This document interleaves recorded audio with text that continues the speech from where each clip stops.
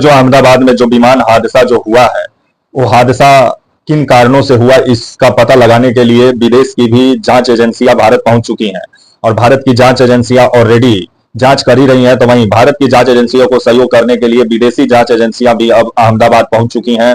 इस जो ये आपका हादसा जो हुआ है अहमदाबाद में, जिसमें 268 लोग मारे गए हैं, इस हादसे का मुख्य वजह क्या है, इसका पता लगाने के लिए देश और विदेश की एजेंसियां जुट गई हैं अहमदाबाद में। तो वहीं जो आपका डीजीसीए में जो पद खाली है आधा से अधिक, इसको कब आपका जो नागरिक उड्डयन मंत्रालय है, कब तक इन पदों को भरेगा। और अब ऐसा लग रहा है कि पहले आप रेलवे और बस में ये सुनते थे कि यात्री अपना जान माल का सुरक्षा स्वयं करें, लेकिन अब ऐसा लग रहा है कि अब हवाई जहाज में भी आपको कुछ दिन के बाद से लिखा हुआ मिलेगा कि अगर आप उड़ान भर रहे हैं तो उस समय अपना जान माल का सुरक्षा खुद करें। क्योंकि जो डीजीसीए में जो आधा से अधिक पद खाली है, तो इसको जो आपका नागरिक उड्डयन मंत्रालय है, कब तक इन पदों को भरेगा कि एक ही आदमी से 8 घंटा की जगह 16-16 घंटा काम करवाएगा।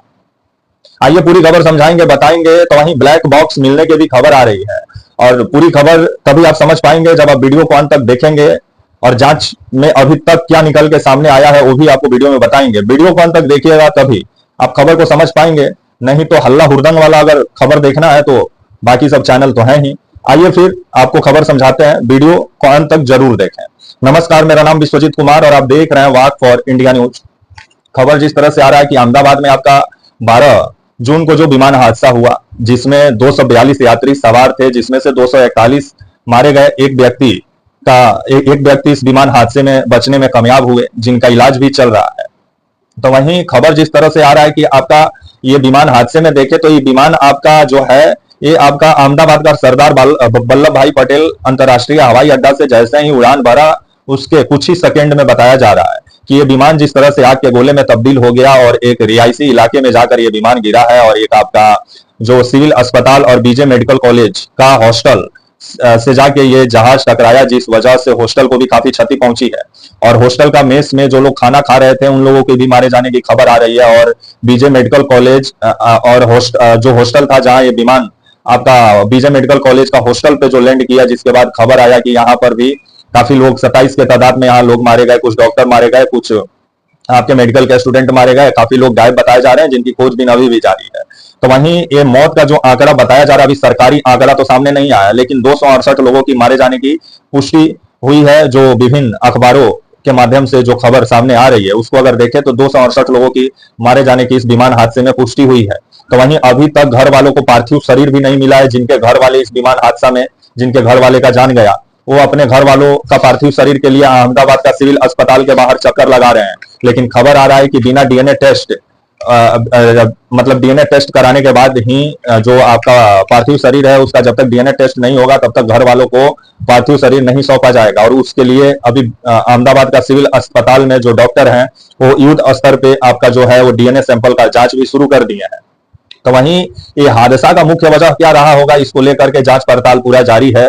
और खबर आ रहा है कि आपका 13 जून को, 12 जून को तो हादसा हुआ, 13 जून को जो बीजे मेडिकल कॉलेज एंड जो अस्पताल एंड हॉस्टल का छत से, मतलब बीजे मेडिकल कॉलेज का हॉस्टल का छत से आपका ब्लैक बॉक्स मिला है। आपका ये जो जहाज दुर्घटनाग्रस्त हुआ है आपका एयर इंडिया का, और खबर जिस तरह से आ रहा है कि ये ब्लैक बॉक्स जो बीजे मेडिकल कॉलेज का हॉस्टल का छत से बरामद हुआ है, जिसके बाद अब जांच के बाद ही मालूम चलेगा कि विमान जब दुर्घटनाग्रस्त हुआ उस समय विमान में क्या स्थिति था, किन कारणों से विमान दुर्घटनाग्रस्त हुआ। इसका तो असली पता अब आपका जो ब्लैक बॉक्स मिला है इसका जांच के बाद ही मालूम चलेगा। और जो आपका जो फ्लाइट डाटा होता है, जो वॉइस रिकॉर्ड होता है, आपका कॉकपिट का जो वॉइस रिकॉर्ड होता है वो भी मिल गया है। और इसकी भी पुष्टि 15 जून को अधिकारियों ने कर दी है, जिसके बाद ब्लैक बॉक्स का जांच पड़ताल जारी है। और दुर्घटना का मुख्य वजह क्या निकल के सामने आता है ये जांच के बाद ही मालूम चलेगा। तो वहीं जो आपका विभिन्न जो जांच एजेंसियां इस विमान हादसे का वजह पता लगाने में लगी हुई है, जिसमें आपका भारत का मुख्य जो जांच एजेंसियां हैं प्रमुख, जो आपका विमान दुर्घटना जांच ब्यूरो AAIB, ये भी जांच में जुटी हुई है। और इसी आपका जांच टीम को आपको ब्लैक बॉक्स मिला है आपका जो है बीजे मेडिकल कॉलेज का हॉस्टल का छत से। तो वहीं आपका दूसरा जो जांच एजेंसी है नेशनल इन्वेस्टिगेशन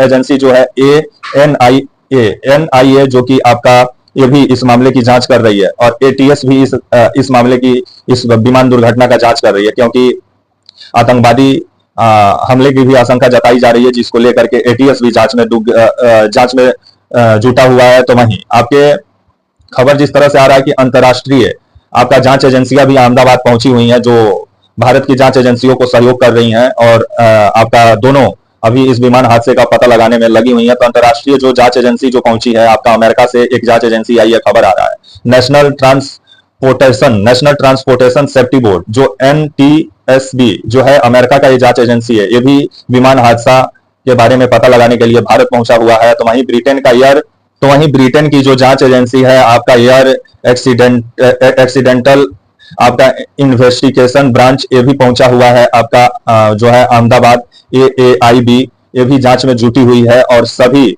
जो राष्ट्रीय अंतर्राष्ट्रीय जो जांच एजेंसियां जो आपका अहमदाबाद में है, वो सब इस प्लेन दुर्घटना का मुख्य वजह को पता लगाने में लगी हुई है। तो वहीं ICAO अंतर्राष्ट्रीय नागरिक उड्डयन संगठन के भी आपका मतलब जो इसका भी टीम पहुंचा हुआ है, आपका घटना का मुख्य वजह क्या रहा होगा उसके बारे में पता लगाने के लिए। अभी जो विभिन्न जांच एजेंसियों के बारे में मैं आपको बताया, राष्ट्रीय अंतर्राष्ट्रीय, ये सभी अभी अहमदाबाद में है।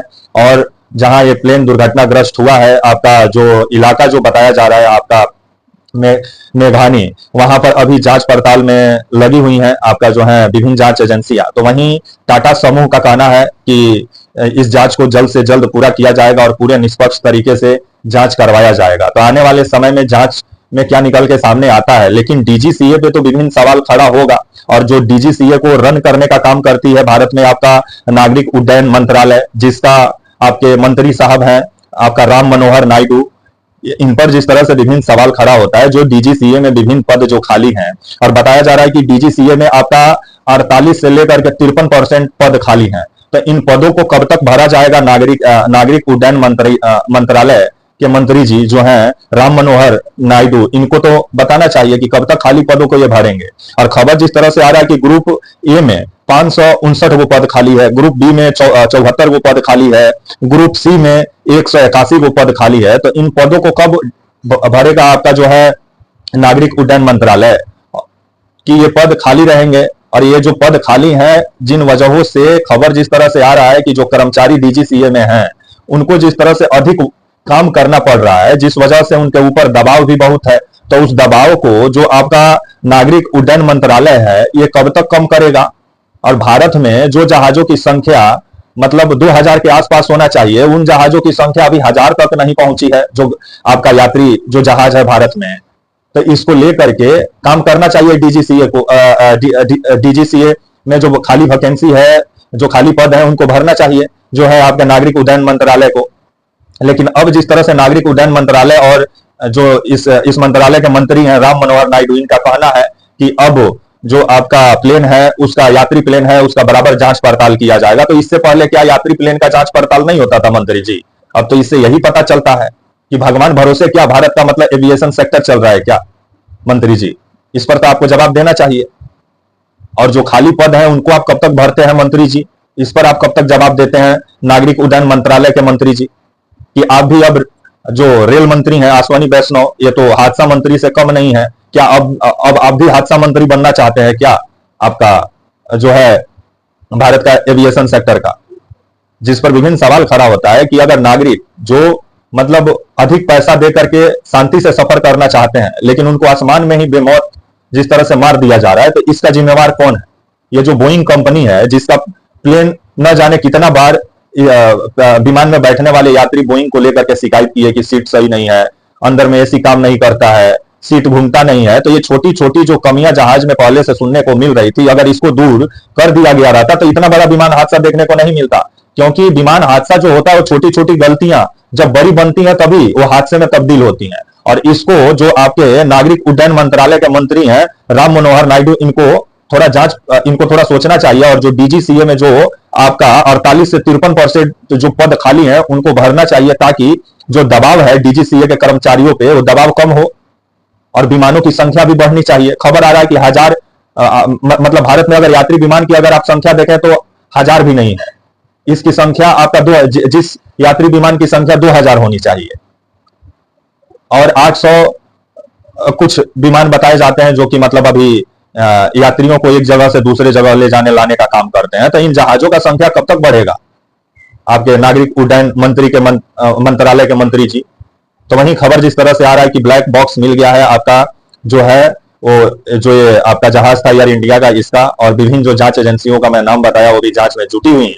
तो जांच में क्या निकल के सामने आता है और डीजीसीए में खाली पद को कब तक आपका जो है नागरिक उड्डयन मंत्रालय कब तक भरता है, ये भी देखने वाली बात होगी। तब तक के लिए आप मुझे इजाजत दीजिए और आप हमारे channel walk for India news को प्लीज लाइक और सब्सक्राइब और शेयर करना ना भूले। तब तक के लिए नमस्कार, जय हिंद, वंदे मातरम।